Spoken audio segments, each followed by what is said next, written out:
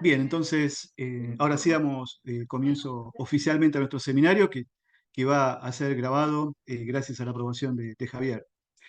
Bien, entonces, en el día de hoy tenemos el gustazo de contar como orador con el licenciado y doctor en biología por la UBA, Javier Pereira. Javier actualmente se desempeña, bueno, es investigador independiente del CONICET y se desempeña en el Museo Argentino de Ciencias Naturales. Tiene una gran experiencia de más de 20 años, ¿verdad? Por lo que me han dicho en tu CV, eh, como biólogo de campo y que está focalizado sobre todo, bueno, en varias cosas, pero sobre todo en ecología y conservación de mamíferos. ¿M? Eh, y desde el 2015 dirige la iniciativa Proyecto Pantano. Fue presidente también de la Sociedad Argentina para el Estudio de Mamíferos. ¿M? Y es miembro de los grupos especialistas en cérvidos y felinos de la UICN. Bueno, ya he tenido la amabilidad de participar en nuestro ciclo de seminarios. Así que muchísimas gracias, Javier. Bueno, no hablo más por mi parte, la charla es toda tuya. Si quieres incorporar algo más de lo que yo comenté sobre tu CV, bienvenido. Y por favor, solicito nuevamente a todos los colegas que apaguemos micrófonos y cámaras, así mejoramos el ancho de banda y evitamos el ruido. Adelante, Javier, muchas gracias. Bueno, buenas tardes a todos. Confirmame nada más que se escuche bien, así sigo con Perfecto, esto. Javier. Sí. Listo. Bueno, primero que nada, por supuesto, agradecer a Roberto, a Maru y a Rubén, que me cursó primero la invitación por el espacio para poder venir hoy a charlar con todos ustedes. Y pedir disculpas porque estoy con una alergia que me generó una rinitis y así que me van a escuchar medio gangoso, si se quiere. Pero bueno, haré lo mejor posible para disimularlo.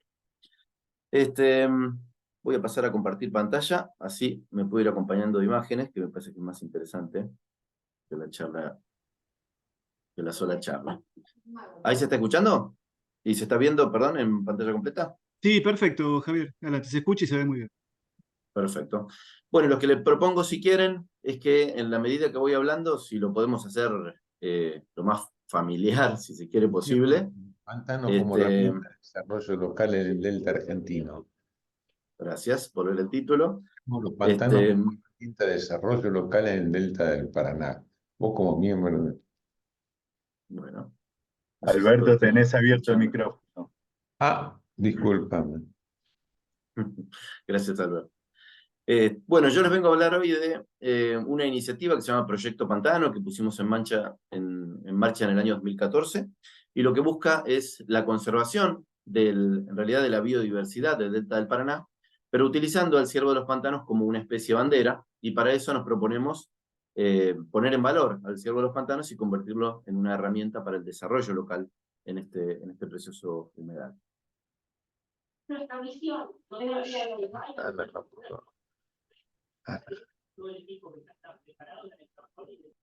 Bueno, hay un micrófono por ahí. Bueno, Colegas, por favor, ¿pueden desconectar los micrófonos? Les agradezco enormemente.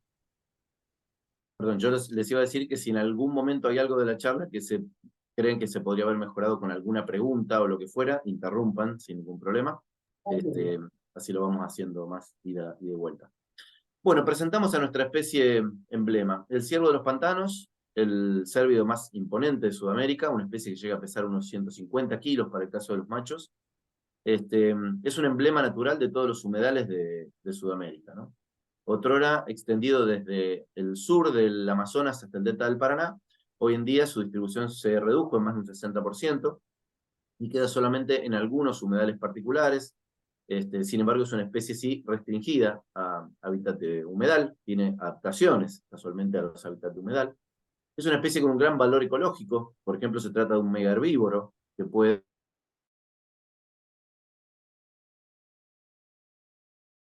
forma un modelador del paisaje, y tiene también un valor cultural, ya arraigado desde hace mucho tiempo, para los pueblos aborígenes.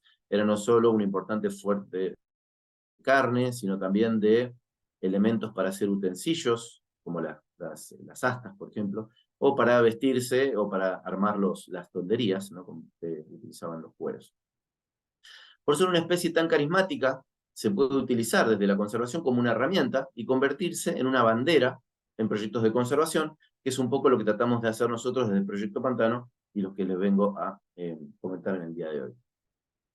Ahí se puede ver en el recuadro la distribución actual del ciervo de los pantanos en la Argentina. Vemos en la zona norte del país, pintado en rojo, ahí en la provincia de Formosa, en la provincia de Chaco, un pedacito en el norte de Santa Fe, y en la provincia de Corrientes, como el sector más importante de distribución de esta especie en toda la Argentina, ¿no?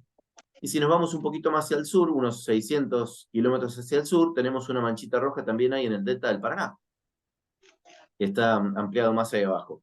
Lo que primero llama la atención es que el bajo delta del Paraná, si bien es un precioso humedal y uno de los más importantes de la Argentina, está flanqueado hacia el sur por uno de los cinturones de industrialización y poblamiento más grande que tiene hoy la República Argentina, ¿no?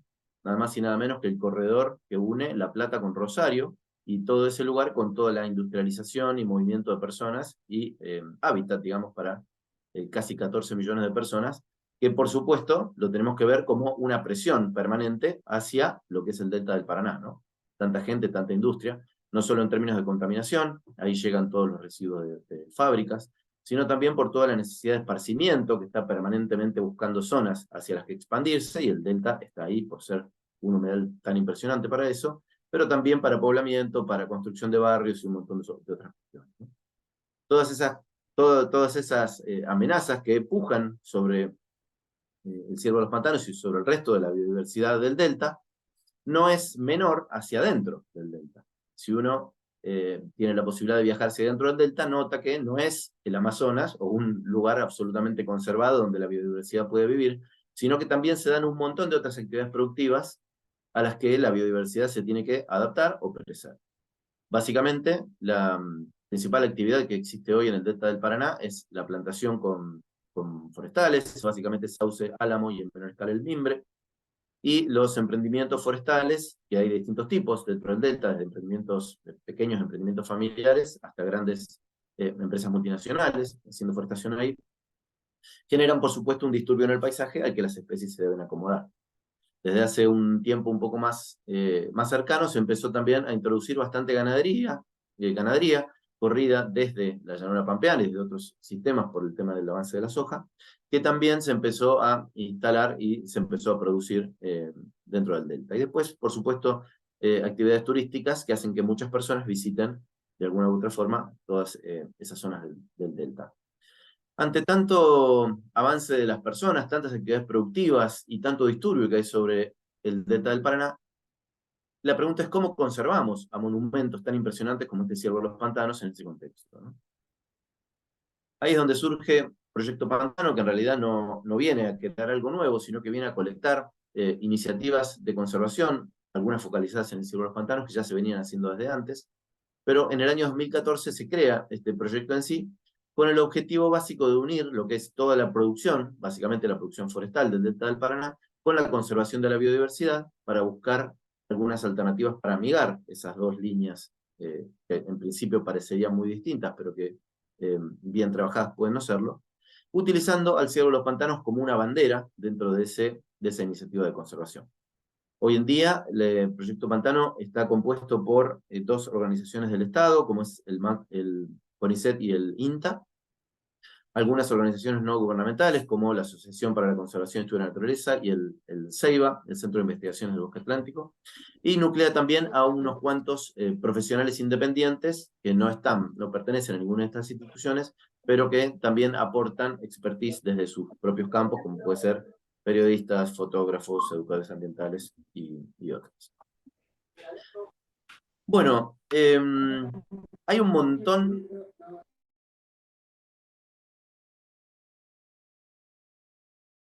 motivos por los cuales conservar la biodiversidad, ¿no? Tenemos, por supuesto, motivos morales, motivos filosóficos, motivos éticos, que implican que tenemos biodiversidad conviviendo con nosotros en nuestro planeta, y nosotros no somos quienes para decidir quiénes son los que persisten y quiénes se extinguen, ¿no?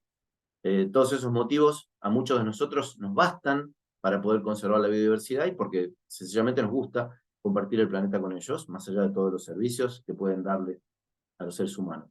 Pero existen en la vida real un montón de otros escenarios que tienen que ver más con conflictos entre distintos intereses, con la presencia de especies silvestres, que lo que tenemos que ver es cómo los atendemos para lograr balancear de algunas maneras los intereses en producción o de otro tipo con los intereses en conservación también. Para eso lo que tratamos de hacer es poner en valor a las distintas especies, de manera que ahora, con un valor agregado, no está bueno esto de mercantilizar, digamos, a la fauna, pero muchas veces es necesario para convertirlos en herramientas, y convirtiéndolos en herramientas podemos utilizarlos para el desarrollo local de la gente, ¿no? De esa forma, una especie que tiene un valor determinado, no digo un valor económico, sino un valor afectivo, emocional, o económico también, ¿por qué no? Puede ser mejor visto por otros intereses distintos a los intereses de la conservación, como para decidir entonces que esté bueno conservarlo, ¿no? Yo hoy les voy a poner 4 ejemplos de qué hacemos no solo nosotros como proyecto, sino que también hay otros proyectos haciendo algo similar, que también en el delta con esta especie, pero les voy a contar un poco cómo el ciervo de los pantanos puede ser puesto en valor como una herramienta para el ecoturismo, para la educación ambiental, para el manejo forestal sostenible y como una fuente también de desarrollo personal. Son 4 sencillas líneas sobre las que quiero compartir ahora. Bueno, la pandemia de COVID vino a representar una crisis de oportunidad post-pandemia. ¿Y a partir de qué pasó esto? Muchos de los operadores turísticos a nivel mundial, que antes ofrecían servicios de turismo basados básicamente en las ciudades importantes, en los museos, en los estadios de fútbol, o en cualquier otro lugar que representaba un ícono a nivel mundial, empezaron a ver que la gente demandaba lugares más al aire libre para evitar un poco el amontonamiento de gente que implica estos lugares en zonas tan pobladas, ¿no? Entonces, hay algunos ecoturismos o lugares para hacer ecoturismo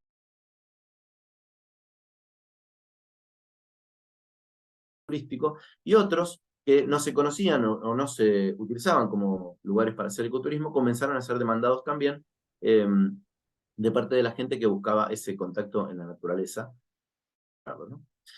El Delta del Paraná, en ese sentido, al estar al lado de la ciudad más importante de la Argentina, como es la capital, y todo el centro, todo el sector más poblado de todo el país, constituye un potencial geográfico enorme para actividades de ecoturismo, ¿no? Porque tenemos ahí una zona increíble, uno de los humedales más lindos de nuestro país, que todavía tiene también símbolos naturales tan increíbles como el ciervo de los pantanos, que prácticamente no están explotados en términos turísticos. Cuando hablamos de explotados no hablamos de un turismo supermasivo, ¿no? Hablamos de, por lo menos, algo que sea distinto del turismo que se hace en el Tigre, que el Tigre sí es conocido por mucha gente, pero saliendo un poquito de lo que son los límites del Tigre, el resto del delta, o del bajo delta, casi está absolutamente inexplorado en términos de ecoturismo. Sin embargo, tiene un potencial enorme para eso, y como herramienta para el desarrollo de la gente que vive ahí.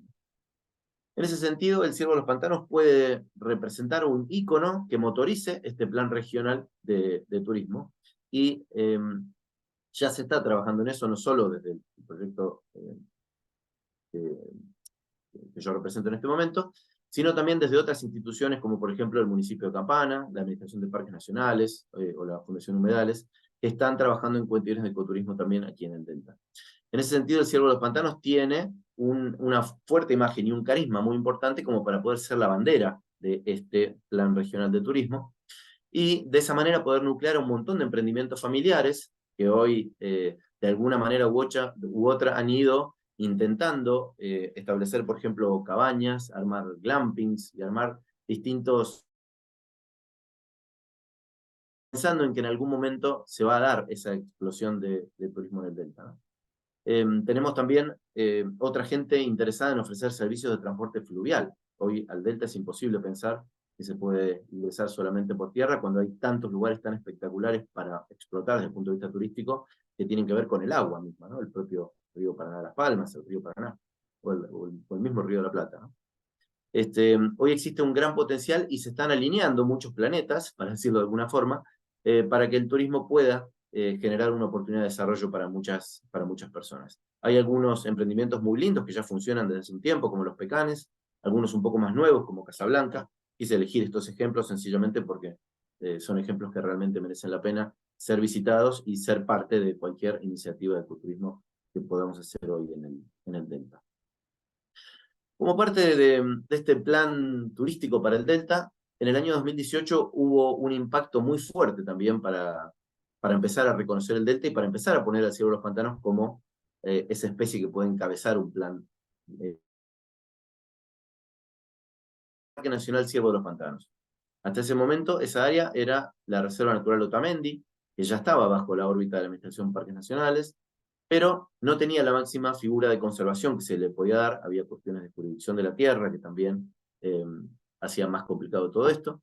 Pero en el 2018 se crea la figura del Parque Nacional Ciervo de los Pantanos y se pone casualmente a toda esa área protegida bajo el paraguas del Ciervo de los Pantanos a partir del nombre que se le pone al área protegida, ¿no? Deja de ser la Reserva Otamendi y se convierte en el Parque Nacional Ciervo de los Pantanos.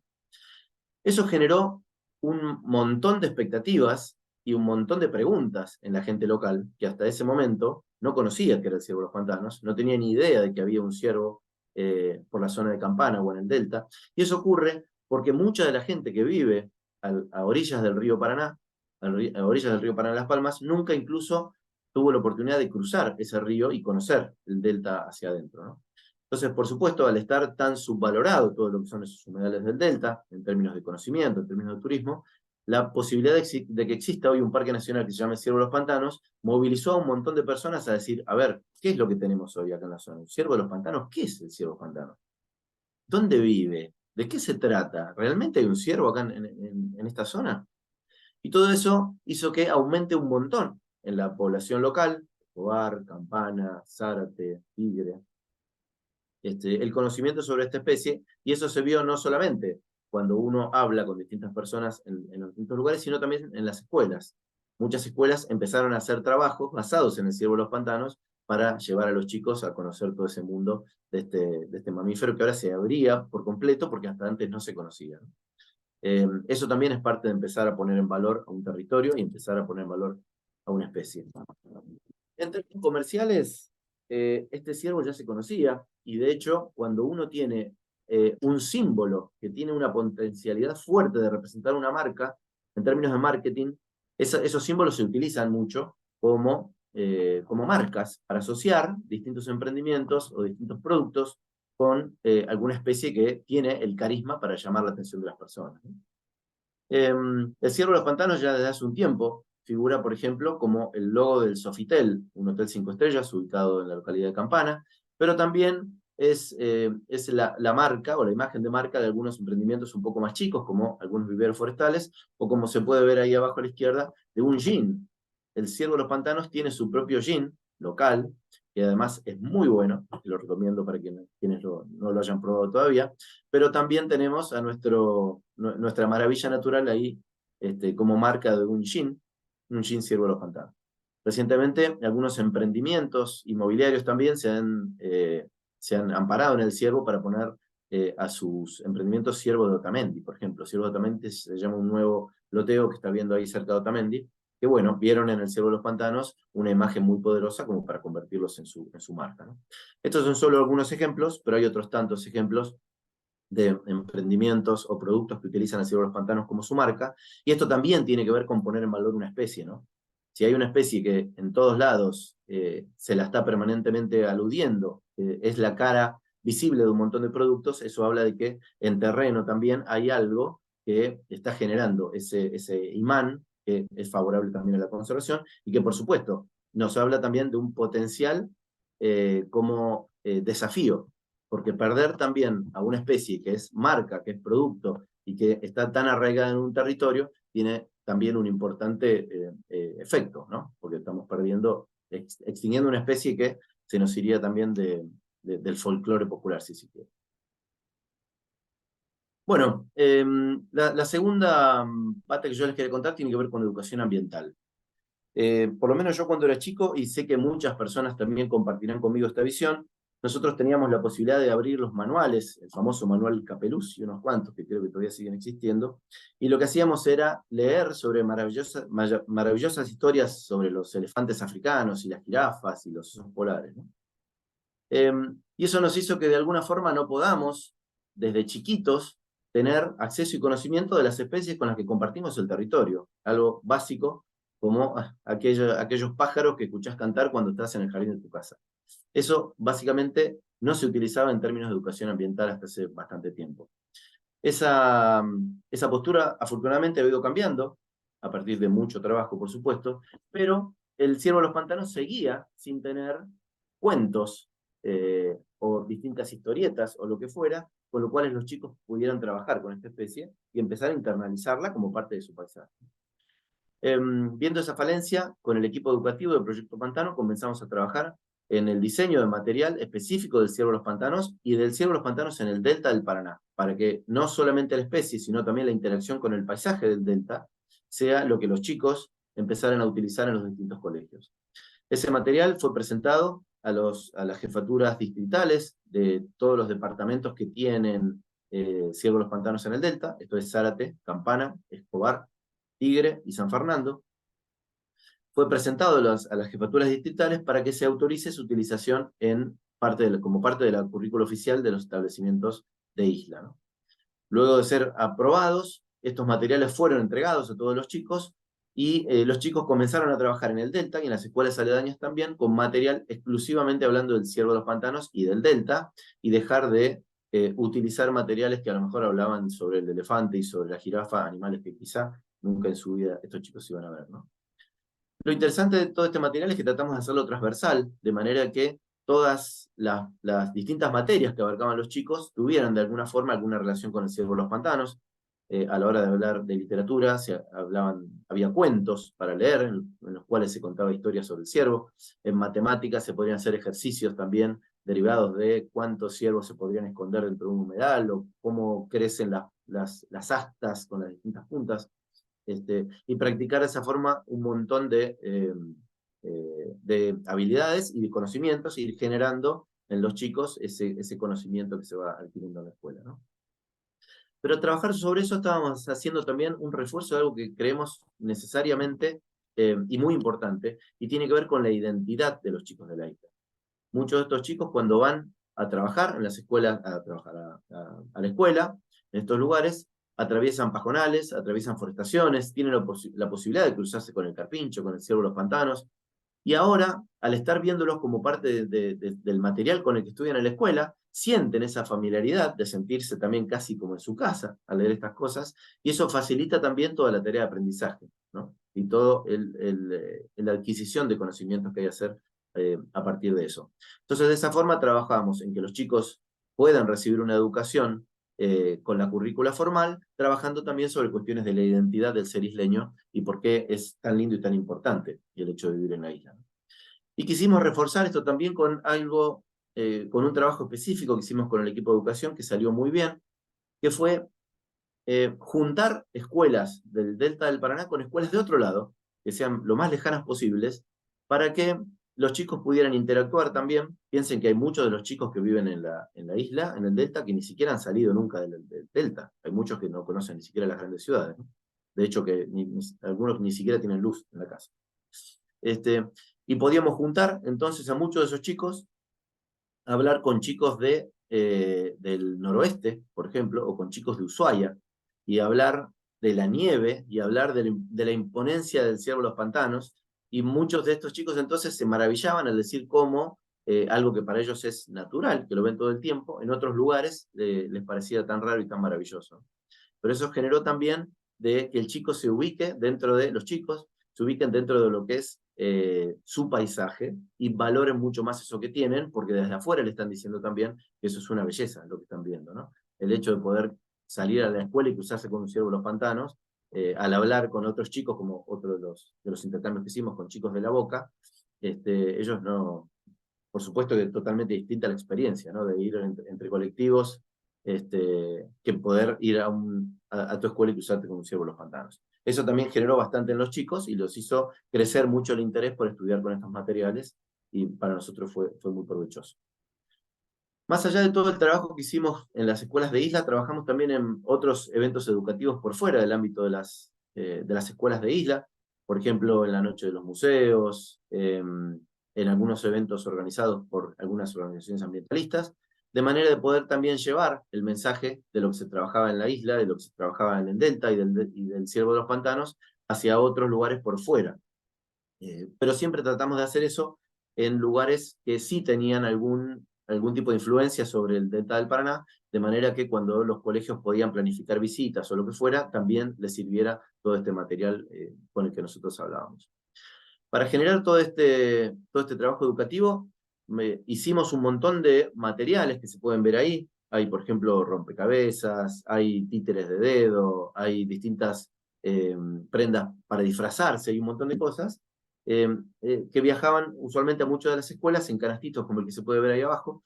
Y todo ese material está hecho a partir del trabajo de artesanos locales. Eso siempre hicimos que sea así, de que sea la propia gente de la isla, en muchos casos familiares de los propios alumnos, o en muchos casos artesanos locales, pero que hacen sus cosas específicamente en la isla y con productos de la isla, los que intervenían también en esto, ¿no? Esa creímos que también era una forma interesante para sumarle desarrollo local a lo que ya es de por sí el trabajo educativo con los chicos de la isla.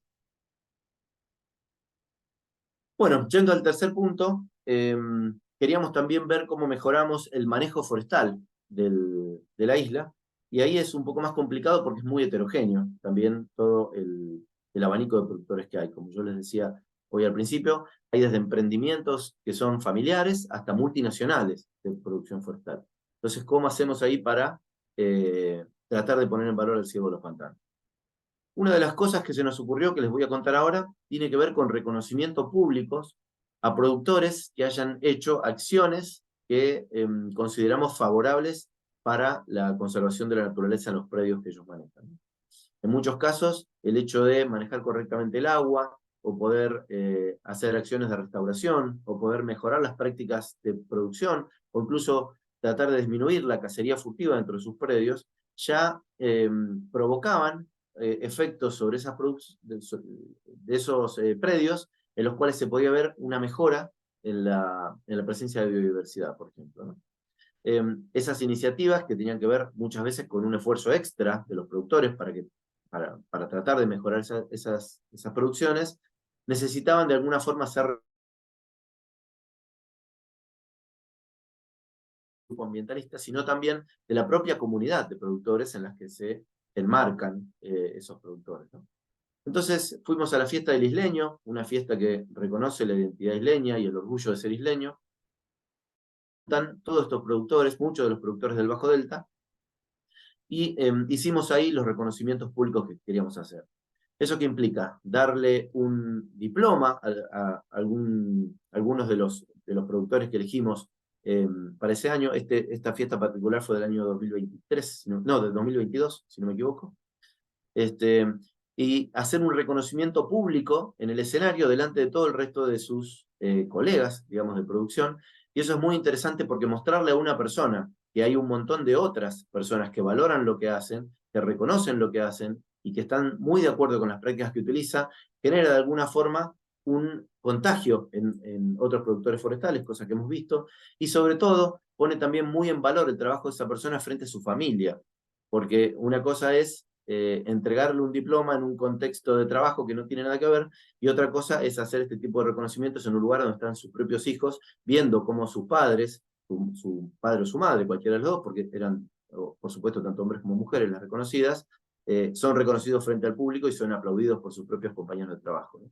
Ese reconocimiento lo que genera es que la gente quiera seguir aplicando este tipo de medidas y, por supuesto, provoca también un contagio hacia otras personas que de ahí en más empiezan también a ver cómo mejorar su producción, porque al fin y al cabo está bien visto en su comunidad, ¿no? Entonces, de esa manera reconocíamos algunos productores pequeños. Y por otro lado tenemos al otro extremo del abanico, tenemos las grandes empresas forestales del Delta.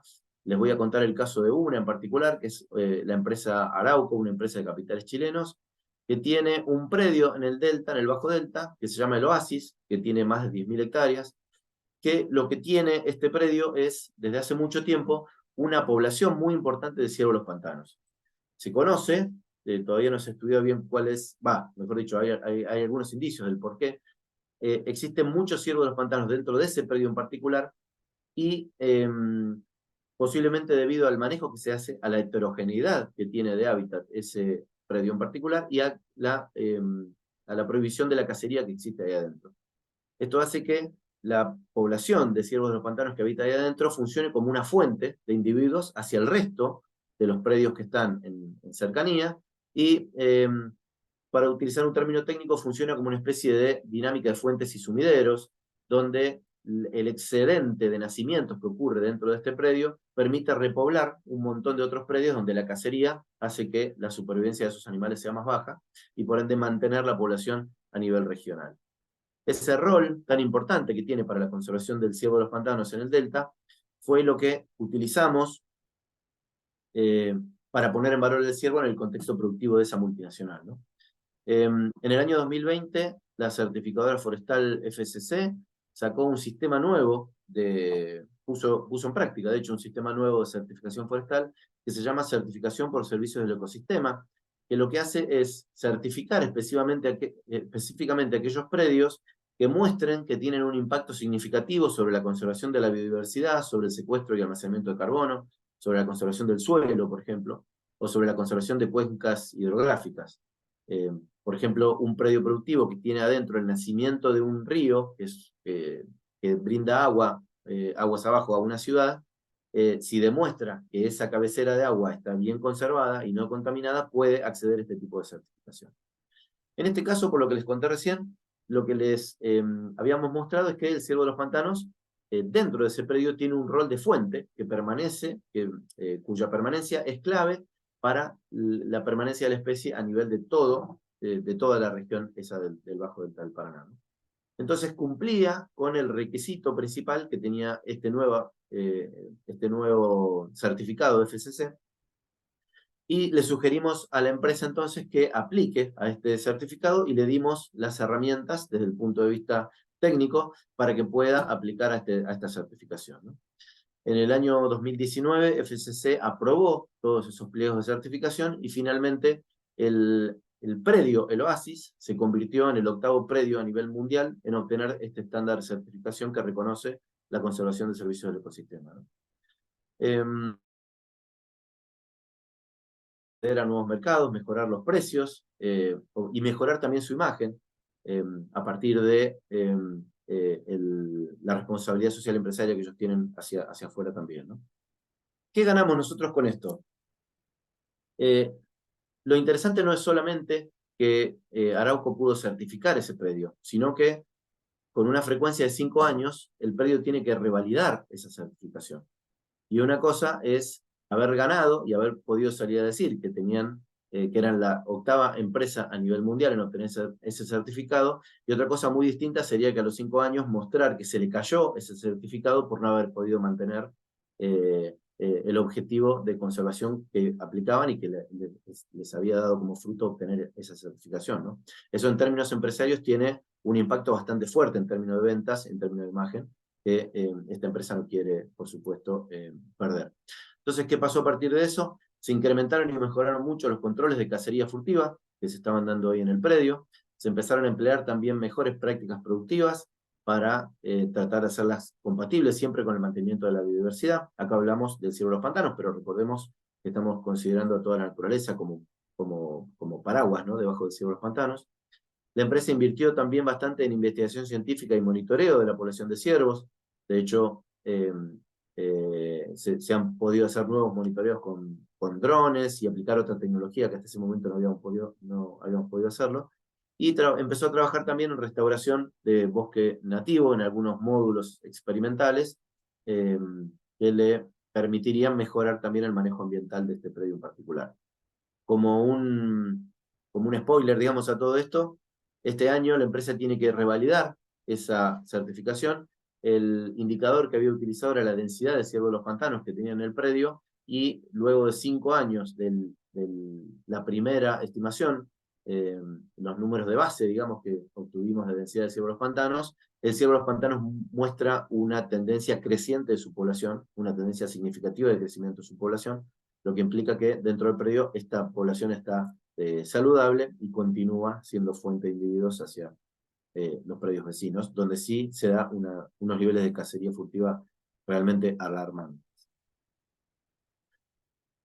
Ese fue un solo ejemplo, el hecho de Oasis, pero a nivel de paisaje hay un montón de otras empresas forestales de distintos capitales, con distintas posibilidades económicas para hacer cosas, y el desafío ahí está ver en cómo hacer para que el Ciervo de los Pantanos pueda ser también puesto en valor de un montón de otros productores que hoy en día conviven con el Ciervo de los Pantanos, como para que esta convivencia pueda ser un poco más amigable y podamos tener mayores beneficios en más predios del Bajo Delta.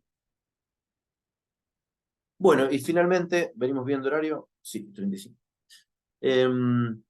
Una cuestión que lo dejé para el último, pero no es menor, esto no tiene que ver con un impacto más a nivel comunitario o a nivel de empresa, sino más una cuestión personal, si se quiere. El Ciervo de los Pantanos funciona también por su carisma, por lo estético de su morfología y todo, funciona como una fuente de inspiración para un montón de artistas que ven en el Ciervo de los Pantanos algo en lo cual inspirarse para hacer sus obras, ¿no? Esto no es menor. Podemos ver hoy Ciervo de los Pantanos un montón de pinturas, esculturas, en obras de arte en distintos lados. Y hay un montón de artistas locales que han comenzado también a pintar la figura del Ciervo de los Pantanos, y eso lo único que hace es seguir poniéndolo en valor como un ícono también de nuestra zona, ¿no? de la zona en la que habitamos. Y se genera una interacción muy importante cuando los distintos artistas toman al Ciervo de los Pantanos como fuente de inspiración, ¿no? Porque ahí hay una cuestión también de cómo crear y cómo generar nuevas habilidades para las distintas artes sobre las que uno está. Yo charlaba la otra vez con uno de los artistas y me decía que tuvo un montón de tiempo hasta lograr el tono del pelo que tenía el Ciervo de los Pantanos, para tratar de lograr cómo son los pelos dentro de la oreja del Ciervo de los Pantanos, o cómo representar la mirada que tiene el Ciervo de los Pantanos, ¿no? En ese ida y vuelta, en esa adquisición de habilidades para poder representar todo eso, se genera un vínculo con la especie focal de nuestro trabajo, que hace que eso no se olvide más, ¿no?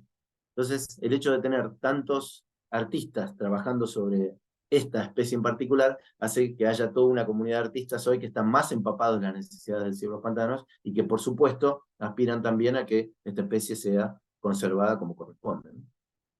En este caso, quería mostrar también a artistas que ya son absolutamente consagrados en el mundo del ambientalismo.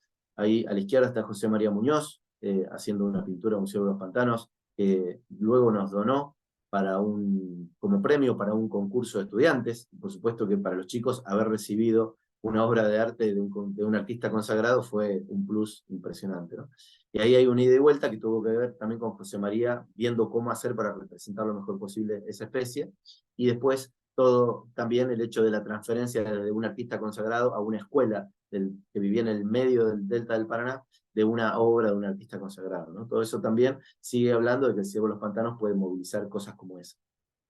Ahí arriba a la derecha tenemos una obra de Yolanda Posetti, también una artista que se dedica a hacer esculturas, hace unas excelentes esculturas, y también decidió tomarse un buen tiempo para hacer un Ciervo de los Pantanos, y que el ciervo fuera también una fuente de inspiración para ella.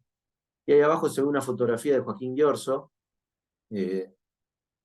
La fotografía es mucho más grande que esa, pero ahí se ven las astas del ciervo ahí casi abajo del sol ocultándose. Y bueno, desde la fotografía también hay muchos artistas que buscan también la toma perfecta, y eso hace que estudien de memoria los movimientos de los animales como para poder llegar al momento donde puedan tomar tomas como esta, ¿no? Esa intimidad absoluta que se genera al momento de crear una obra basada en el Ciervo de los Pantanos hace que el contacto sea lo suficientemente fuerte como para que no se olvide, y que todos estos artistas después tengan, por supuesto, la necesidad de conservar esta especie. Y yendo un poco hacia algo más lejos, que uno podría no ser tan obvio, digamos, existe una artista que se llama Nina Conti, que trabaja con el arte, la ciencia y la naturaleza desde el sonido. Es básicamente una artista de la música, que hace música instrumental. Para quienes no la han escuchado, se puede escuchar libre desde internet, que en junio del 2024, en junio de este año, va a largar un nuevo álbum llamado Sauco. La artista se llama Coa. Y la canción principal de este nuevo álbum se llama Ciervo de los Pantanos. Ella lo que hizo es tratar de generar un espacio donde pudiera escuchar sonidos de la naturaleza, estar en contacto con el ambiente que tiene el Ciervo de los Pantanos, y traducir eso en música instrumental, música electrónica, y generar con eso un álbum y poner al Ciervo de los Pantanos como su especie principal, ¿no? Seguimos hablando de que poder tener fuentes para inspirarse es necesario para el trabajo del artista. Y acá estamos viendo cómo un artista de proyección internacional utiliza el Ciervo de los Pantanos como una fuente de inspiración también. Bajando un poquito más a lo más terrenal, si se quiere, ahí abajo se ve Atemboreando. Atemboreando es la página de YouTube de una influencer de Escobar, que lo que hace es generar material para los chicos de las escuelas basadas en las especies naturales que conviven en la región de Escobar, ¿no? Entonces, ya desde hace un poquito empezamos a hablar para que esta página tenga ahora también un video de Ciervo de los Pantanos, y ella con esto está ejercitando un montón de sus habilidades que tienen ahora los youtubers. Pero bueno, ella está generando, creando y aprendiendo desde lo suyo, desarrollándose como profesional y como persona a partir de El Ciervo de los Pantanos, y viendo qué le interesa a ella para mostrarle a todos los chicos que se enteren y aprendan de la biodiversidad con la que conviven. Y también un caso similar, los chicos de Imagen y Sonido de la promoción 2022 también desarrollaron toda una tesis de trabajo a partir del Ciervo de los Pantanos, su hábitat y el delta del Paraná, que lo llevó a estar casi un año completo viendo cómo hacer para mejorar su producción en base al ciervo, estudiando el hábitat, yendo al campo, sacando imágenes, y todo eso, por supuesto, hacía que un grupo de trabajo en el seno de nuestra universidad pública utilizar el Ciervo de los Pantanos para crear profesionales que el día de mañana van a ser quienes lideren toda la cuestión del diseño de imagen y sonido en nuestro país, ¿no? Y por qué no en el mundo. Así que me parecía importante también marcar esto como esa fuente de inspiración en realidad es mucho más que solamente un ciervito lindo al cual podemos pintar.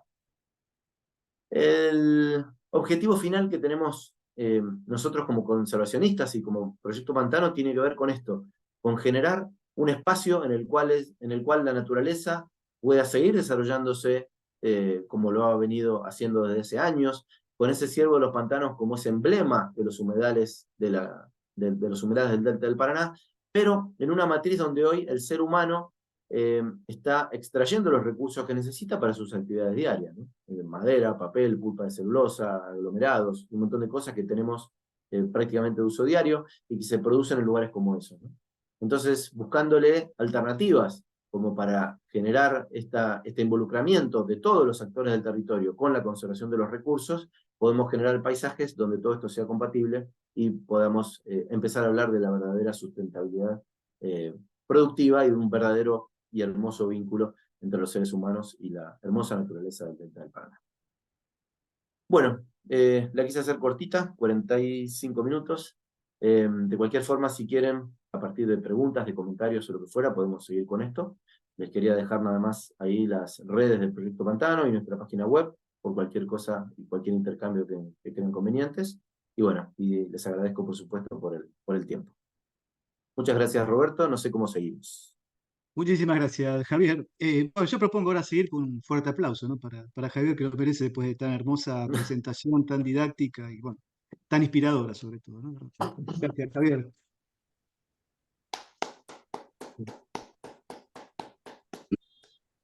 Sí, muchísimas gracias. Y ahora sí, la presentación está abierta para preguntas. Bueno, Rubén ya levantó la mano. Sí, Rubén, adelante, por favor. Bueno, Javier, la verdad que hermoso y importante todo este trabajo que están haciendo desde hace años en el Bajo Delta.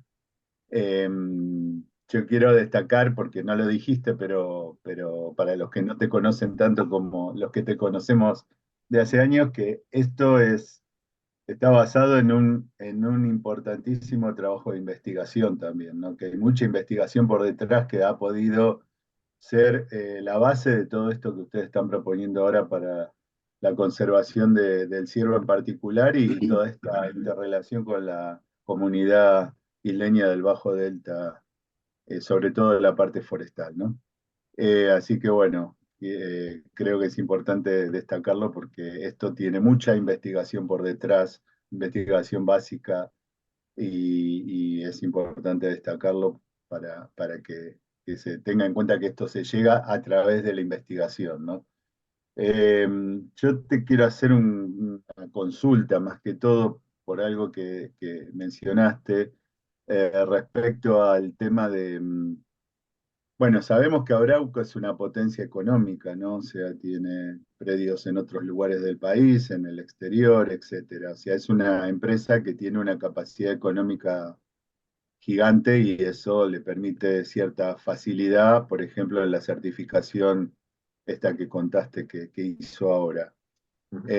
Claramente tienen también la capacidad de poder gestionar el predio de manera tal que puedan seguir manteniendo esa certificación. Ahora, vos mencionaste que afuera de Oasis la cacería furtiva es alarmante y eso es preocupante. Me imagino que peor ahora con esta situación económica en la que estamos. Entonces, ¿ustedes están viendo alguna posibilidad para que, digamos, no sea solamente Arauco la que pueda conservar ciervos en sus predios? Porque sabemos que hay muchos productores que son pequeños y medianos que tal vez no puedan tener esa capacidad económica para hacer lo que hace Arauco, ¿no? Eso por un lado. Y lo otro es si vos viste que a partir de todo este trabajo, o cuál es tu percepción de la población local isleña a partir de todo el trabajo que hicieron en un cambio de percepción sobre el ciervo y sobre los humedales. Y esto te lo digo un poco con una experiencia previa nuestra que tuvimos hace unos años con algo parecido con otra especie del delta que era la pava de monte, ¿no? Entonces, ¿cómo vos viste ese cambio de percepción antes y después del proyecto? Bueno, mil gracias, Rubén. Efectivamente, el proyecto tiene detrás mucha investigación científica, en su gran mayoría costeada desde el Estado. Mucho de eso está hecho desde CONICET, con investigadores de CONICET, con becarios de CONICET. Entonces, bueno, aprovechar nada más que este momento para resaltar eso también, no está de más, por supuesto. Este año además cumplimos 10 años como proyecto también, generando todas estas cosas. En diciembre de este año, a partir de un convenio también que se hizo entre una institución pública manejando fondos del Banco Mundial y el CONICET, fue que nació el Proyecto Pantano. Así que, bueno, también volvemos a poner en valor el hecho de la ciencia hecha desde el Estado, ¿no? Sí, Arauco efectivamente es una especie de outlier, digamos, si se quiere, en este paisaje, porque es la única empresa multinacional forestal con la capacidad que tiene dentro del paisaje delta, ¿no? Después hay otras empresas también importantes, puede ser Papel Prensa u otras tantas, Cavi, Ederra, que también tienen capacidad, pero que no, bajo ningún punto de vista, tienen la capacidad que tiene hoy Oasis para esto, ¿no? Por eso, Arauco puede enfrentar este tipo de certificaciones, que son en sí bastante caras, y por eso es que no podemos poner en la misma bolsa todos los tipos de productores a la hora de evaluar las estrategias, ¿no? Eso yo lo dije. Estrategias basadas en los productores más chicos, por supuesto uno no puede ir a proponerle la certificación, este tipo de certificación, sencillamente porque no tienen la espalda para costearlo, pero además posiblemente no tienen el territorio, o no tienen la población de ciervo, o no tienen las capacidades técnico-científicas como para poder armar todo el plan que implica la certificación por servicios ecosistémicos, que sí lo pudo hacer Arauco, ¿no? Entonces, para ese tipo de productores hay que buscar otras estrategias. FCC tiene otro tipo de certificación, o algunas certificadoras argentinas también tienen otro tipo de certificaciones, que lo que pueden hacer es mejorar en esos predios productivos y el acceso también a los mercados por parte de la gente que trabaja ahí adentro. Pero es un poco más difícil porque usualmente la economía marca todo ahí, ¿no?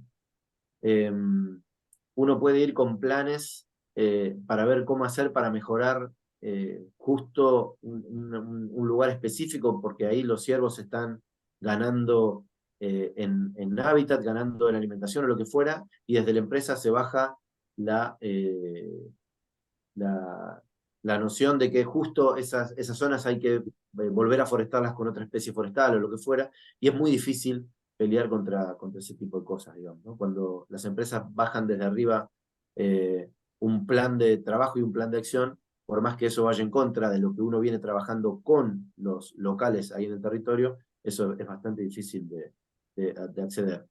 Pero quiero linkear eso con la segunda pregunta. Afortunadamente, lo que ha pasado es que, no digo que por obra del trabajo del Proyecto Pantano, sino por la cantidad de instituciones que están trabajando en el Bajo Delta hace mucho tiempo, incluida Fundación Medales, incluido Tomalquén, incluidos los municipios, incluido la propia provincia, se ha logrado un cambio de percepción bastante interesante, que se puede ver no solo a nivel de los chicos en las escuelas, sino también en muchos casos a nivel de adultos, que hablamos de productores, hablamos de docentes de escuelas, o hablamos simplemente de habitantes isleños, que hoy en día entienden que el Ciervo de los Pantanos tiene un rol importante como bandera del Delta, y han cambiado un poco la percepción respecto de lo que era antes. Antes había mucha gente para el cual el Ciervo de los Pantanos era una fuente de carne. Hoy, lamentablemente, hay muchas personas que tienen que seguir apelando a lo mismo por cuestiones económicas, por cuestiones culturales, que no digo que estén justificadas, por supuesto, pero que siguen apelando a ese tipo de prácticas.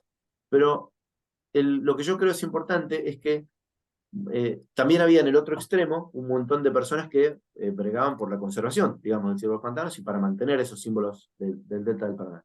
Pero creo importante todo el gris que había en el medio, toda la cantidad de personas, de chicos, de productores, de pescadores, lo que fuera, que no tenían ni una postura a favor ni una postura en contra. Y yo creo que en ese, que es la gran mayoría de la población del Delta del Paraná, ahí sí se ve un cambio muy favorable a favor de empezar a tener un trato más amigable con todas las especies, no hablo solo con el ciervo de los pantanos, ¿no? El área no tiene los mejores controles, porque es también una zona muy difícil de controlar para la provincia. Se hace muchas veces lo que se puede en términos de control de cacería furtiva, pero el Bajo Delta es muy grande y los recursos asignados muchas veces desde la provincia de Buenos Aires para eso no son los suficientes como para poder hacer las cosas bien, pero sí hay un montón de personas que ahora han empezado a liderar un cambio que hace que hoy tengamos más esperanza respecto a lo que se viene, porque la gente está mucho más consustanciada con la necesidad de conservar este delta, con la necesidad de mantenerlo en mejores condiciones, incluso para la misma producción, ¿no? Si tenemos un delta mejor conservado, es incluso hasta más favorable para la producción, y eso muchas personas lo están viendo también. Aunque enfrente tenemos también los benditos vaivenes de la economía argentina que permanentemente ponen a práctica y ponen a los productores a pensar de cómo hacer para mejorar los rindes, básicamente, ¿no? Lo que tienen ellos, y se entiende, como es su máximo interés, cómo hacer para, en la dificultad de la economía argentina, poder producir lo mejor posible, lo más posible, y también lo mejor posible en términos ambientales, ¿no? Que ahí es donde todavía hay que seguir dando la pelea. Gracias, Javier. Felicitaciones. Es muy bueno. Gracias, Rubén. Gracias, Javier. ¿Tenemos alguna pregunta más? Vamos en orden. Marta Litter, por favor. Sí, ¿qué tal? Bueno, mucho gusto. Gracias por la presentación y me parece sumamente importante. Yo me interesa muchísimo el tema, aunque soy una simple química, o sea, no sé nada de biología, no sé nada de lo que se hace, pero sí tengo una pequeña casita ahí en Escobar, en uno de los clubes, entonces el club pobre de Escobar, y estoy un poco preocupada porque estamos viendo últimamente caída de árboles, inundaciones, cortes de luz impresionantes, o sea, como que el cambio climático está afectando la zona. Y yo quería hacerte dos preguntas. Primero, una tiene que ver con la que ya te hizo Rubén en función de la cacería. Si hay reglas, si está permitida la cacería, o si se hace para aprovechar recursos del mismo ciervo. Y en segundo lugar, si todo este tipo de cambios climáticos está afectando de alguna manera a esa belleza que vos decís que es el ciervo de los pantanos. Muchas Cortito, gracias. para darle lugar a los demás para que hablen, porque no quiero monopolizarte. Gracias, Marta. Muchas gracias. La pregunta da pie a algunos comentarios interesantes. Hace mucho tiempo el ciervo de los pantanos era abundante en el delta y era muy común para los productores, para los habitantes isleños, interactuar con el ciervo de los pantanos a partir de la cacería para alimento, para un montón de cosas. El estado del ciervo de los pantanos ha ido cambiando a lo largo del tiempo, en todos lados, no solo en el delta, y los distintos gobiernos, provinciales, municipales, lo que fuera, han tenido que tomar medidas para evitar eso, ¿no? Hoy en día el ciervo de los pantanos está absolutamente protegido en todo el país, está totalmente prohibida su cacería, con cualquier finalidad que fuere, el tráfico de productos, la comercialización de sus partes, cualquier cosa de esas está absolutamente prohibida. La provincia de Buenos Aires, además, y la provincia de Entre Ríos también, le han dado a esta especie la mayor categoría de conservación posible que se le puede dar, que es la de monumento natural provincial. Entonces, en las dos provincias es monumento natural de la provincia, con lo cual tiene el máximo nivel de protección. Pese a ello, y para enganchar también con la respuesta anterior, es muy difícil poder controlar la cacería furtiva en todo el Bajo Delta, porque la logística es muy complicada, porque es un territorio bastante hostil como para hacer ese tipo de cosas, ¿no? Entonces, a pesar de ello, existe sí un alto nivel de cacería furtiva, que muchas veces es para consumo interno, y muchas veces, y esto creo que es lo peor, es para sacar carne dentro del delta, cualquier tipo de carne, y venderlo en distintos lugares por fuera. Cuando digo cualquier tipo de carne, me estoy refiriendo a personas que lo que hacen es conseguir una mercancía, llámese carne, para vender en lugares por fuera del circuito comercial habitual. Entonces vemos como una persona que va a cazar carpincho, termina cazando ciervo de los pantanos, termina cuatreando vacas, si se quiere, y conocemos incluso casos de personas que han llegado a matar perros para vender en carnicerías para gente de bajos recursos por fuera de la ciudad, ¿no? Hablamos de ahí de un comercio absolutamente espantoso, absolutamente ilegal, pero que sabemos que ocurre y un poco está potenciado también por la situación económica que muchas veces golpea mucho a nuestros compatriotas, ¿no? Que terminan comprando en carnicerías sin ningún tipo de resguardo respecto de cuán buena es la carne que están comprando, ¿no? Eso es bastante preocupante.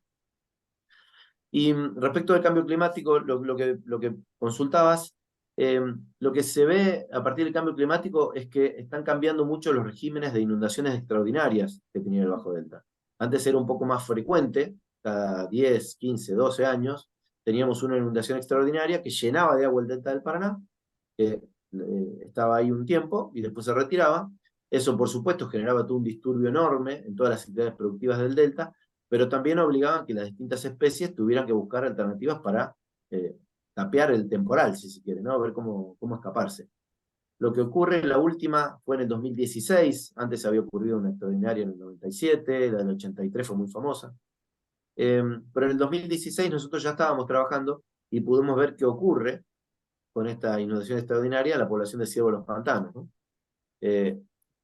Hablando de cambio climático, me parece una de las cosas más interesantes para comentar. Lo que ocurre en época de inundación es que todos los ciervos buscan los lugares más altos para escapar al agua alta, porque si bien son animales que están acostumbrados a andar en el agua, no son peces, ¿no? Es decir, no pueden vivir en el agua. Están en el agua tranquilamente, pero necesitan después también de esa interfase de agua-tierra para moverse ahí. Entonces, cuando todo el bajo delta del Paraná queda inundado, o buena parte queda inundado, todos los animales buscan zonas altas donde refugiarse. Y ahí en esas zonas altas son, por supuesto, blanco fácil de los cazadores, porque son muy predecibles los lugares donde uno puede encontrar ciervos, ¿no? Son los lugares más altos, que la gente conoce bien su paisaje, sabe cuáles son los lugares altos y donde los puede ir a buscar. No digo toda la gente, por supuesto, estoy diciendo los que aún mantienen la cacería furtiva como una actividad. Por suerte, la gran mayoría de los pobladores isleños no adhieren a esa práctica. Y después tenemos un montón de otros ciervos que quizá no encuentran lugares altos dentro del delta, pero sí conocen de las barrancas del Paraná. Las famosas barrancas que antes de que el ser humano se estableciera ahí, eran los lugares donde seguramente los ciervos iban normalmente en una época decreciente. Sube el agua, los animales suben a la barranca, se van a la llanura pampeana, ahí arriba, a esperar que baje el agua, y cuando bajaba el agua volvían al delta normalmente. Lo que ocurre hoy es que al llegar el agua, los animales suben a las barrancas, como lo llevan en su ADN, evolutivamente, digamos, tenían ese tipo de movimientos, y hoy se encuentran con barrios privados, casas de todo tipo, cancha de tenis, la Panamericana, casas, perros, muchas personas, un paisaje absolutamente distinto, al que ellos podrían suponer que hay ahí, ¿no? Y ahí sí pasa que la gran mayoría, bueno, lamentablemente termina falleciendo por todo ese tipo de amenazas que encuentran en esos lugares, ¿no? Pero también hay unos cuantos animales que se pueden rescatar cada tanto y devolver después al delta cuando las condiciones mejoran, ¿no? Pero el cambio climático posiblemente esa sea una de las facetas más visibles que tenemos hoy de lo que puede ocurrir en el delta. No sabemos, porque es muy difícil de predecir cada cuánto va a ocurrir esto, inundaciones extraordinarias. Este año ya tenemos un año tremendamente llovedor, que no sabemos qué va a pasar de aquí al verano.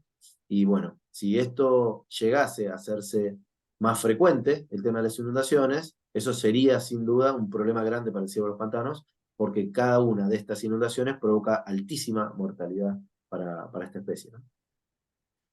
Bueno, Gracias. muchísimas gracias y felicitaciones por este proyecto. Muchas gracias, Mar. Gracias, Javier. Tenemos una pregunta de Sabrina García. Adelante, Sabrina, por favor. Hola, Javier. Bueno, en principio, muchísimas gracias por la charla. Nosotros desde San Fernando Nuestro y Zona Norte Ambiental, quiero decir que siempre somos grandes seguidores de todas las acciones que llevan a cabo y tratamos de darle difusión a todo lo que hacen porque nos parece sumamente importante para justamente todo ese corredor norte de la provincia de Buenos Aires.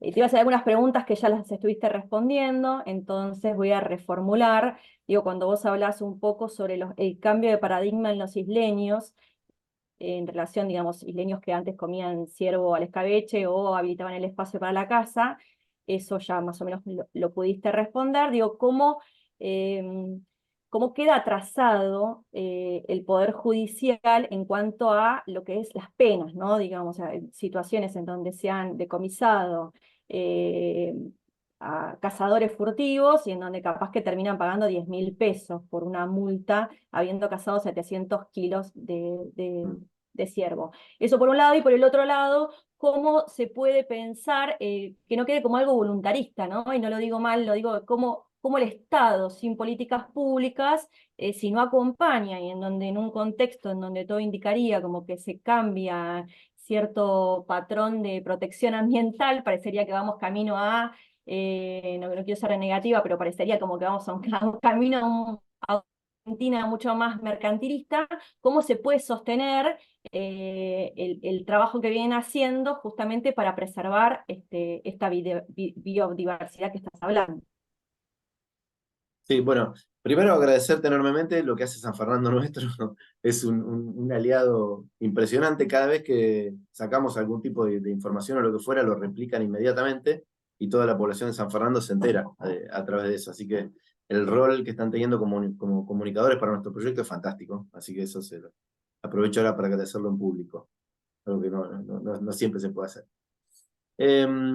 Respecto a tus preguntas, a ver. Estoy pensando en la segunda, me olvidé la primera. Perdóname, dame 2 palabras claves, por sí. La primera tiene que ver con el tema de las multas que el Poder Judicial Sí. termina haciendo precios irrisorios. Sí, bien. El caso que comentó es increíblemente real. Hace un tiempo allanaron la vivienda de una persona que tenía un montón de kilos de carne, buena parte de esa era de Ciervo de los Pantanos.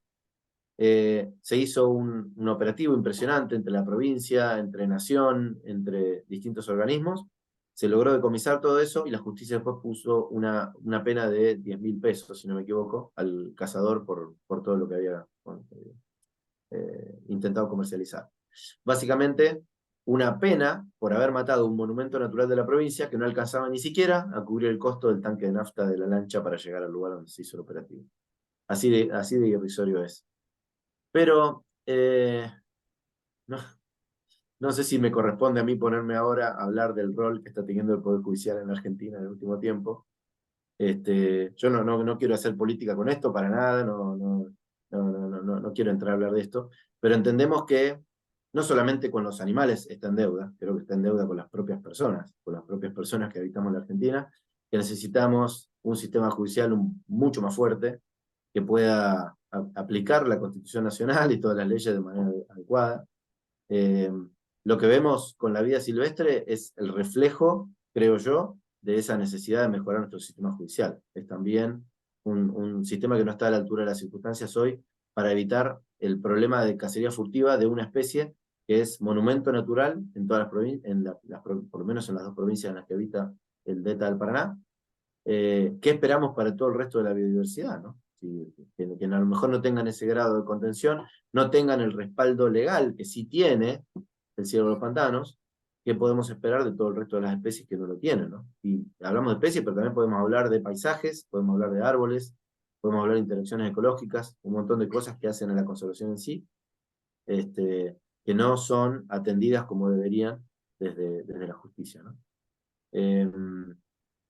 No me quiero expandir mucho con eso, pero coincido con vos en que atrasa básicamente la aplicación de justicia que estamos viendo hoy para las cuestiones ambientales, no solo en el Delta, sino básicamente en toda la Argentina. Y por tu segunda pregunta, sí, yo empecé la charla diciendo que claramente los motivos éticos, morales, filosóficos para conservar la biodiversidad nos sobra, pero entendemos también el mundo real en el que vivimos, que muchas veces necesita buscar valores en otro lado, que no tiene que ver solo con esos valores. Hoy posiblemente estamos empezando a ver qué está pasando con nuestra biodiversidad a partir de los cambios que está habiendo, ya el hecho de haber desaparecido el Ministerio de Ambiente, el ver qué está pasando con parques nacionales, la desfinanciación que estamos viendo en el sistema de ciencia también para atender todos estos productos, todo este tipo de trabajo, ¿no? Es preocupante, yo no sé bien hacia dónde va a terminar. Por lo pronto nosotros queríamos incorporar también al proyecto a gente que pudiera realizar a partir de becas doctorales o como tesis de licenciatura, lo que fuera, que se sumen a los equipos de trabajo para seguir con todos estos trabajos. Y bueno, a partir de este año, por supuesto, ya prácticamente no se puede involucrar becarios a los equipos de trabajo. Así que tenemos un panorama bastante complicado por eso, por lo menos desde el proyecto, para tratar de atenderlo. Y al tener pocas cabezas pensando o poca gente en territorio tratando de trabajar, es mucho más difícil que surjan ideas para ver cómo afrontamos esos desafíos nuevos que pasan, ¿no? Entonces ahí el problema es complejo y no sé si estoy en condiciones ahora y con la alergia que tengo para contestártelo.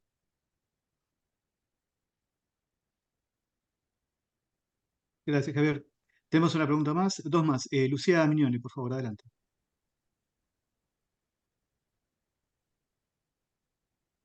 Lucía, ¿estás ahí? Está muteada, Lucía, no sé si estás hablando. La envió por el chat. La envió por el chat y no puede, dice que... Dice, perfecto, mando la pregunta por acá porque no tengo micrófono. Primero, gracias por la charla. Segundo, quería consultar por el inicio del proyecto. ¿Cómo fue o qué tuvo que pasar para que el proyecto pudiera ocurrir? Me refiero a convenios, acuerdos, financiamiento, apoyo social, etc. Bien, el proyecto Pantano en realidad yo dije que nació en 2014, pero está colectando trabajo previo que ya se venía haciendo desde antes. Básicamente en la década del 90, un grupo de compañeros de facultad creó en el marco de una ONG, que también es integrante hoy de este proyecto, la Asociación para la Conservación y Estudio de la Naturaleza, un proyecto que se llamó Proyecto Ciervo de los Pantanos, que lo que buscaba era algo muchísimo más simple, que era entender si había ciervo de los pantanos, dónde estaba el ciervo de los pantanos y cuáles eran las amenazas que tenía en ese momento, porque sencillamente esa información tan simple no existía. Entonces era básicamente empezar de cero y tratar de poner en valor una especie para ver si existían chances de conservar ese monumento en el delta del Paraná. Ese proyecto tuvo muy buena recepción por parte de la sociedad isleña, tuvo buena financiación por parte de organismos internacionales también, y terminó haciendo el primer mapa de distribución del ciervo en el delta. Terminaron trabajando también en la creación de la Reserva de Biosfera Delta del Paraná, junto con San Fernando y junto con muchas otras instituciones. Y le dieron un impulso muy fuerte al estudio de la conservación del ciervo de los pantanos. Lo que hizo Proyecto Pantano después fue colectar el trabajo de ellos y el trabajo que también se venía haciendo desde el INTA Delta, donde también se estaban impulsando un trabajo muy fuerte para mejorar las prácticas productivas en los predios forestales. Y a partir de todas esas iniciativas decidimos juntarnos y armar una nueva iniciativa que potencie un poco más todo lo que ya se venía haciendo, a partir de una posibilidad que había de unos fondos del Banco Mundial que estaba manejando por ese momento el Ministerio de Agricultura de la Nación. A partir de estos fondos provistos por el Banco Mundial, el Ministerio de Agricultura hizo un convenio con el CONICET para que se puedan utilizar los fondos estos en el contexto de un proyecto de conservación del ciervo de los pantanos, y así fue como en diciembre del año 2014 se firmó este convenio que dio origen a todo este trabajo, que nosotros como nombre de fantasía le pusimos Proyecto Pantano, para involucrar el trabajo de mucha gente, ¿no? Así fue como nació el proyecto. El proyecto está siendo llevado adelante por mucha gente desde el CONICET, que son, por supuesto, con fondos pagados por la Nación. Hemos tenido PICTs, algunos otros instrumentos de financiación argentina para llevarlo adelante, y hemos tenido también bastante apoyo desde el espectro internacional de donantes, como por ejemplo Toyota Japón, National Geographic ha también dado algunos fondos para hacer algunos de los trabajos, y nos han acompañado también algunas organizaciones como la Fundación Ambiente y Recursos Naturales, o Toyota Argentina con la producción de vehículos, o incluso dinero también para poder afrontar algunas actividades. Así que más allá del nacimiento, yo quería resaltar también que nos hemos podido mantener en el tiempo por el aporte de un abanico bastante interesante de organizaciones y financieras. No sé si con eso contesto toda tu pregunta o hay algo más. Dice que sí. De nada, Lucía. Sí, Gracias. muchas gracias, Javier. Analía, Nani, Uy, Analía, ¿estás por ahí? ¿cómo andás? Analía, no te escuchamos, no sé si tenés micrófono apagado o no estás. Quedó la manito nomás, me parece. Nada más, no sé. Ahora le mandamos un WhatsApp a ver si se desconectó o pasó algo. Mientras te hago una consulta, Javier, mientras. Sí. Maru, ¿podés contactarte con Analía, por favor? Si tenés. Ahí dice que está ahí. Apareció Analía. Estoy acá. ¿No? ¿Lo mandás por chat, Analía? Sí, debe tener algún problema en el micrófono, capaz. Posiblemente sí. Hola, estoy con Lore. Ah, bueno. No me funcionaba el auricular. ¿Qué tal? ¿Cómo están? Hola. Bien. ¿Tanto Vos tiempo? hablaste hace un rato, o sea, contaste que Arauco funciona como un sumidero, ¿no? Y No, como una fuente. como una fuente, perdón, como una fuente. Y, o sea, pienso en el paisaje, que ya es un paisaje heterogéneo y dinámico, pero sumado a eso, a la producción en sí, que principal, que es la producción forestal, que cada 10, 15 años, poner 15 años en promedio, termina también, o sea, los mismos ambientes que funcionan como hábitat, por ahí siendo removidos. Entonces, seguro que sí, pero en ese caso, o sea, hay un patrón de corredores biológicos, hacia dónde se desplazan, digamos, los ejemplares, ¿no? Los ciervos, o sea, si hay corredores, si van hacia otras plantaciones forestales, o sea, cómo es más o menos el desplazamiento. Bien, la clave para entender eso radica en el tamaño que tiene el predio del oasis. 10.000 hectáreas y plantados de una forma muy heterogénea, como está plantado ese predio. Vos ves parches de sauce, parches de álamo, parches de sauce joven, parches de sauce más viejo. Entonces, nunca entra en periodo de corte todo el predio al mismo tiempo. Eso no ocurre. Por supuesto, hay parches que se van sacando de un momento y en el otro, otros quedan, y de esa manera los animales se van moviendo así dentro de ese paisaje, y usualmente no tienen, muchos bichos ni siquiera salen de ese predio durante toda su vida, porque es un predio muy grande en comparación con las áreas de acción relativamente pequeñas que tienen los animales. Ponerle, las hembras usan unas 200, 300 hectáreas como mucho, los machos un poquito más, pero además solapan territorios, ¿no? Entonces hay muchos animales ahí adentro de ese predio. No existen iniciativas de corredores todavía, porque se ve un continuo ahí adentro. Por lo menos en los distintos núcleos que tiene Ciervo en el Delta, no está distribuido a lo largo de todo el Bajo Delta. ¿Sí? Parece haber 3 núcleos específicos que sí parecen estar separados, pero por distancias cortas. Pero dentro de esos núcleos los animales encuentran tranquilamente paisajes para poder moverse. Y ahí hay algo que tiene que ver con un cambio de cabeza que nosotros, como profesionales de la conservación, tenemos que hacer al momento de evaluar un paisaje. Nosotros tenemos en la cabeza que, o por lo menos en algún momento se pensaba de esta forma, que los mejores paisajes para los animales son los paisajes nativos, que están bien conservados, que están en buen estado de conservación, y en cuanto viene una persona y saca ese paisaje y pone cualquier otra cosa que la reemplace, deja de ser bueno para los animales y dejan de usarlo. En el caso de la forestación, lo que se ve es que una forestación bien manejada provee perfectamente hábitat para el ciervo de los pantanos.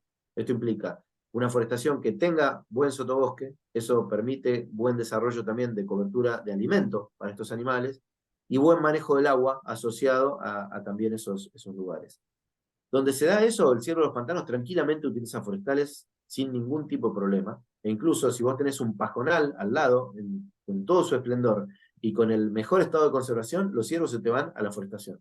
Por algún motivo parece que un ciervo que siempre se pensó que era un especialista de áreas abiertas, cuando encuentra áreas cerradas, quizás porque les recuerda evolutivamente a lo que eran los bosques en galería, puede ser, tranquilamente, utilizan también paisajes forestales sin ningún problema. La clave hoy para los movimientos del ciervo no tienen tanto que ver con el hábitat, a menos que sea producción ganadera. Cuando uno hace producción ganadera, que baja por completo la cobertura vegetal y mete ahí vacas, ahí sí el ciervo ni siquiera se le ocurre pisar ese tipo de predios. Pero en predios que son netamente forestales, los ciervos pueden trasladarse tranquilamente. La limitante más grande que ocurre en esos casos es la cacería furtiva. Predios donde hay mucha cacería son predios donde empiezan a desaparecer los animales porque ya pierden esa necesidad de tranquilidad que ellos tienen para moverse en los distintos lugares, ¿no? Donde perciben mayor riesgo, dejan de ir, comienzan a estar solo en lugares con baja percepción de riesgo, y eso hace que la cacería furtiva funcione como un agente de fragmentación de poblaciones, ¿no? Pero hoy en día, y con la naturaleza que hay en el delta, con la heterogeneidad que tienen los paisajes del delta, salvo en esos lugares muy intensivos de ganadería, tranquilamente el ciervo puede trasladarse por cualquiera de esos lugares. Gracias, Javier, y gracias, Lorena, por esta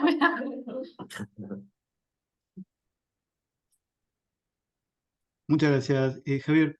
No sé si hay alguna pregunta o comentario más que no estoy viendo. Sé que por el chat preguntaron si Oasis se puede visitar, si es un lugar donde uno puede ir, o algo por el estilo así, ¿sabes? Oasis es un predio privado de esta empresa forestal llamada Arauco Argentina, que no tiene un programa de visitas, si se quiere, de público. Si no es público, no es un lugar al que uno va y quiere entrar. Sin embargo, últimamente está haciendo una especie de programa de apertura a la comunidad, de manera que pueden ir a visitarlo gente que, por ejemplo, son ciclistas y quieren utilizar el predio como lugar para hacer deporte, o incluso para observadores de aves, o como para fotógrafos. Está haciendo ese tipo de apertura. Sin embargo, la tienen que manejar con mucho cuidado, porque hay que tener en cuenta que esas 10.000 hectáreas son el núcleo de su producción y son por lo que lo están evaluando permanentemente desde las directrices, ¿no? Y por ejemplo, un visitante que hace un mal manejo de un fuego, por ejemplo, puede provocar un incendio a nivel de todo el predio, que implica un riesgo enorme para toda la producción, ¿no? Entonces no tienen una política de apertura absoluta, pero sí están últimamente abriendo un poco más a recibir visitas de distintos estilos, siempre y cuando se combine primero con ellos cómo va a ser el tenor de la visita, ¿no? Claro. Y una pregunta, Javier, un poco tangencial al Ciervo de los Pantanos, pero tal vez vos lo puedas conocer por tu participación en la zona. ¿Cómo es la interacción entre el Parque Nacional Ciervo de los Pantanos y los barrios de las inmediaciones que tienen distintos niveles sociales? Es decir, eso ha llevado, por ejemplo, por un lado a un aumento en el valor de la propiedad, por ejemplo, por estar en las inmediaciones de un parque nacional. Eh, ha- ¿Cómo es la respuesta de la población? Es decir, ¿lo ve como algo fascinante, algo interesante porque tienen un parque al lado de la casa, o lo ven como una amenaza para sus inversiones inmobiliarias, por ejemplo? No sé si puedes hacer algún comentario al respecto. Bien. Los alrededores del Parque Nacional es un ambiente bastante heterogéneo, digamos. Hay unas zonas que, por ejemplo, un club de golf, si no me equivoco, de fútbol, algo así medio importante. Y después hay muchos barrios tirando a gente más humilde, digamos, que no hay edificaciones así muy fuertes que uno diga el valor de la tierra puede ser una cuestión ahí a observar. Sí hay algunos emprendimientos inmobiliarios que en algún momento, o desde algún momento, desde hace bastante ya, vienen haciendo un fuerte intento por quedarse con una parte del parque, no para construir ahí, sino como servidumbre de paso, ¿no? Hay un emprendimiento que viene desde hace muchísimo tiempo que está limitando con el Parque Nacional, pero bordeando el Paraná de las Palmas, bien allá al fondo, que insisten desde hace más de una década en que necesitan un camino desde la Panamericana para entrar a ese emprendimiento, y ese camino ha sido un ida y vuelta desde hace mucho tiempo, y los avatares de los dueños de ese emprendimiento en la justicia han variado a lo largo de los años, ¿no? Entonces, ese proyecto entiendo que todavía sigue vivo, todavía quieren reflotarlo, así que hay que estar atento a lo que pase también en los próximos años. De la misma forma, toda la cuenca del Luján ha sido desde siempre una zona muy apreciada por emprendimientos inmobiliarios de alta gama, por una cuestión de que ya todo lo que hay desde la cuenca del Luján hacia la ciudad de Buenos Aires ya prácticamente está bastante construido, está bastante lleno, ¿no? Pero cuando uno viene por Panamericana, recién cuando cruza el Luján, ahí aparece como que está en el campo, ¿no? Entonces, esa zona está teniendo, más allá de que también hay organizaciones ambientalistas que se han parado de manos, por usar el término, para detener algunos embates de algunas empresas inmobiliarias que han querido construir ahí sobre esa cuenca. Algunos emprendimientos ya se han hecho, pero están un poco más lejos de lo que es el Parque Ciego de los Pantanos. En los alrededores del parque yo desconozco si hay alguna cuestión con el tema del valor de la tierra.